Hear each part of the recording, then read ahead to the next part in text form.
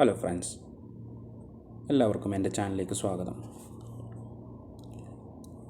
നാട്ടിൽ പോകാൻ ആഗ്രഹിക്കുന്ന പ്രവാസികൾക്കായി സൗദിയിലെ ഇന്ത്യൻ എംബസി നൽകിയിട്ടുള്ള ഒരു ആപ്ലിക്കേഷൻ ഫോം എങ്ങനെ ഫില്ല് ചെയ്യാമെന്നാണ് നമ്മൾക്ക് ഈ വീഡിയോയിലൂടെ നോക്കാൻ പോകുന്നത്. അതിനുമുന്നേ ആദ്യമായിട്ടാണ് നിങ്ങൾ എൻ്റെ വീഡിയോ കാണുന്നതെങ്കിൽ ചാനൽ സബ്സ്ക്രൈബ് ചെയ്യുക. അതിൻ്റെ കൂടെയുള്ള ബെല്ലൈക്കൺ കൂടി അമർത്തി കഴിഞ്ഞാൽ ഇതുപോലുള്ള ഉപകാരപ്രദമായ വീഡിയോസ് ഞാൻ അപ്ലോഡ് ചെയ്യുമ്പോൾ നിങ്ങൾക്ക് നോട്ടിഫിക്കേഷനായി ലഭിക്കുന്നതാണ്. അപ്പോൾ നമുക്ക് വീഡിയോയിലേക്ക് കിടക്കാം. ഈ വീഡിയോയുടെ ഡിസ്ക്രിപ്ഷന് താഴെയായിട്ട് ഞാൻ ലിങ്ക് കൊടുത്തിട്ടുണ്ട്. ആ ലിങ്കിൽ ക്ലിക്ക് ചെയ്ത് കഴിഞ്ഞാൽ നിങ്ങൾക്ക് ഇതുപോലുള്ളൊരു ഫോം വരും. അപ്പോൾ അതിങ്ങനെ embassy of India real information collection sheet for repatriation. അപ്പോൾ അതിൽ ഫസ്റ്റ് ഒരു 4 ടേംസ് ആൻഡ് കണ്ടീഷൻ പറയുന്നുണ്ട്. അത് നിങ്ങൾ കറക്റ്റ് വായിച്ച് നോക്കുക. ഒന്ന് രണ്ട് ടേംസ് ആൻഡ് കണ്ടീഷൻ ഞാൻ വായിച്ച് കേൾപ്പിക്കാം. അപ്പോൾ the purpose of this form is only four collection of information. അത് ഈ ഫോമിൻ്റെ ഉദ്ദേശം എന്ന് പറയുന്നത് ജസ്റ്റ് ഇൻഫർമേഷൻ കളക്ട് ചെയ്യൽ മാത്രമാണെന്ന് പറയുന്നത്. No decision has been taken with the regards to resumption of flights to India. അത് ഒരു തീരുമാനം എടുത്തിട്ടില്ല ഈ ഫോം ഫില്ല് ചെയ്യുന്ന ആളുകളെ ഇന്ത്യയിലേക്ക് കൊണ്ടുപോകുന്നുള്ളൂ. ജസ്റ്റ് ഇൻഫർമേഷൻ കളക്ട് ചെയ്യാൻ വേണ്ടി മാത്രമാണെന്ന് പറയുന്നത്. അങ്ങനെ ഒരു 3-4 ടേംസ് ആൻഡ് കണ്ടീഷൻ്റെ ജസ്റ്റ് നിങ്ങൾ ഫുള്ളായിട്ടിരുന്ന് വായിച്ച് നോക്കുക. പിന്നെ നേരെ താഴെ പോയാൽ പിന്നെ വരുന്നത് ഫുൾ നെയിം ആസ് ഇൻ പാസ്പോർട്ടാണ്. അതായത് പാസ്പോർട്ടിൽ അതേ കറക്റ്റ് നെയിം കൊടുക്കണം. ആസ് ഇൻ പാസ്പോർട്ട് അതേപോലെ തന്നെ കറക്റ്റ് ഇവിടെ എൻ്റർ ചെയ്ത് കൊടുക്കുക. പിന്നെ അടുത്തത് വരുന്നത് ഏജാണ്. അത് നിങ്ങൾക്ക് ഈ ഫോം ഫില്ല് ചെയ്യുന്ന ടൈമിൽ എത്ര ഏജ് പൂർത്തിയായി എന്നുണ്ടെങ്കിൽ ആ കറക്റ്റ് ഏജ് എത്രയാണെങ്കിൽ ഇവിടെ ആഡ് ചെയ്ത് കൊടുക്കുക.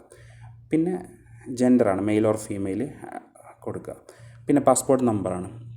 അപ്പോൾ പാസ്പോർട്ട് നമ്പർ പ്രത്യേകം അവർ പറയുന്നത് പ്ലീസ് എൻ്റർ വിത്തൗട്ട് സ്പേസസ്. അത് സ്പേസ് ഇല്ലാതെ തന്നെ എൻ്റർ ചെയ്ത് കൊടുക്കണം.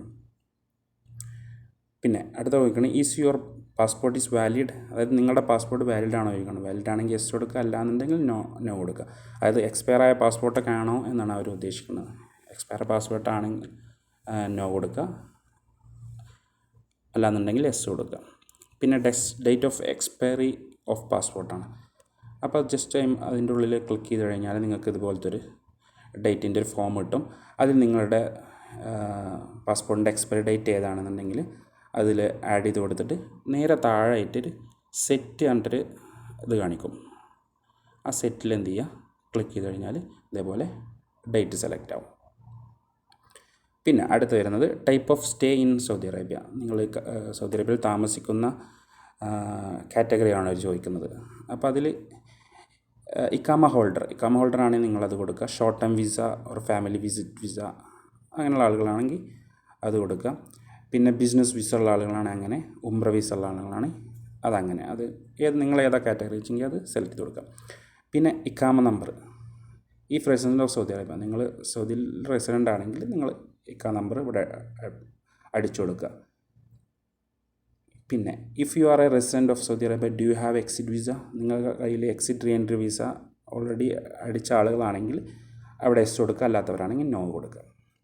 പിന്നെ അടുത്ത പോയിൻ്റ് പറയുന്നത് reason for repatriation to India.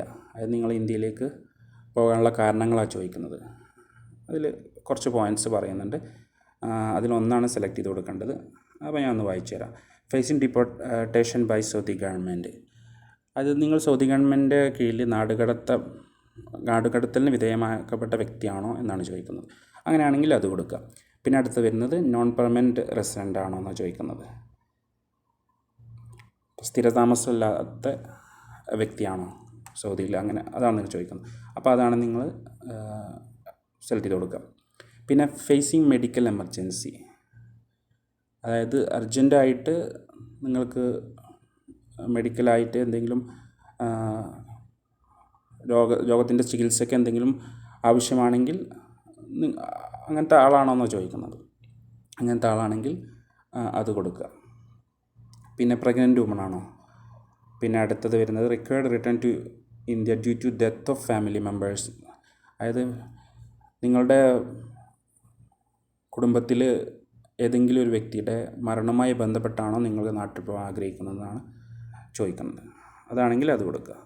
പിന്നെ ടൂറിസ്റ്റ് വിസിറ്റർ, പിന്നെ അടുത്തത് ഉംറ, പിന്നെ ഉംറ പിൽഗ്രിംസ് ആണെങ്കിൽ അത് സെലക്ട് ചെയ്യുക. പിന്നെ വരുന്നത് സ്റ്റുഡൻസ് ആണ്. പിന്നെ ലാസ്റ്റ് ഓപ്ഷൻ വരുന്നത് migrant worker, labour who has been laid of. അതായത് നിങ്ങൾ ജോലിയിൽ നിന്ന് വിടപ്പെട്ട തൊഴിലാളിയാണോ എന്നാണ് ചോദിക്കുന്നത്. അങ്ങനെ ജോലിയിൽ നിന്ന് പിരിച്ചുവിട്ട തൊഴിലാളിയാണെങ്കിൽ അങ്ങനെ അത് ഓപ്ഷൻ സെലക്ട് ചെയ്യാം. അങ്ങനെ ഒരുപാട് ഇതിൽ കാറ്റഗറി വരുന്നുണ്ട്. അത് ഏതാണ് നിങ്ങൾ സ്യൂട്ടബിൾ ആയതെങ്കിൽ അത് സെലക്ട് ചെയ്ത് കൊടുക്കുക. പിന്നെ നേരെ താഴെ വരുന്നത് കാറ്റഗറി, പ്ലീസ് ചൂസ് വൺ, ഏതെങ്കിലും ഒന്ന് സെലക്ട് ചെയ്യാനാണ് പറയുന്നത്. അപ്പോൾ അതിൽ student, professional, worker, tourist, visitor, deportee, അതായത് നാടുകടത്തലിന് വിധേയമാക്കപ്പെട്ട ആൾ, പിന്നെ ആംനസ്റ്റി, പൊതുമാപ്പിന് വിധിക്കപ്പെട്ട ആൾ, പിന്നെ ഡിപ്പെൻഡൻറ്റ് ഫാമിലി മെമ്പർ. അപ്പോൾ അതിൽ ഏതാണ് നിങ്ങൾക്കുള്ളതെങ്കിൽ അത് സെലക്ട് ചെയ്ത് കൊടുക്കുക. പിന്നെ അടുത്ത പോയിന്റിലേക്ക് വരുന്നത് city of residence in Saudi Arabia. നിങ്ങൾ സൗദി അറേബ്യയിൽ ഏത് സിറ്റിയിലാണ് താമസിക്കണമെങ്കിൽ റിയാദുള്ളവർ റിയാദ് കൊടുക്കുക, ജിദ്ദ, അങ്ങനെ ഏത് സിറ്റിയാണ് താമസിക്കുന്നത് അവിടെ അത് സെലക്ട് ചെയ്ത് കൊടുക്കുക. പിന്നെ അടുത്ത് വരുന്നത് nearest international airport in Saudi Arabia. അപ്പോൾ നിങ്ങളുടെ അടുത്ത ഇൻ്റർനാഷണൽ എയർപോർട്ടാണെങ്കിൽ ഏതാണെന്ന് വെച്ചെങ്കിൽ അത് സെലക്ട് കൊടുക്കുക. റിയാദ് ഉണ്ട്, ജിദ്ദ ഉണ്ട്, ദമാം ഉണ്ട്. പിന്നെ റിമോട്ട് ഏരിയയിലുള്ളവർക്കാണെങ്കിൽ ഏറ്റവും അടുത്തുള്ള എയർപോർട്ടാണെങ്കിൽ അത് സെലക്ട് ചെയ്ത് കൊടുക്കുക. പിന്നെ അടുത്തത് വരുന്നത് ഡൊമിസൈൽ സ്റ്റേറ്റ്, അതായത് ഇന്ത്യയിലെ സ്റ്റേറ്റ് ഏതാണെന്നുള്ളത്. നമ്മൾ കേരളയിലാണ് വരുന്നത്, അപ്പോൾ അതിൽ കേരള സെലക്ട് ചെയ്ത് കൊടുക്കുക.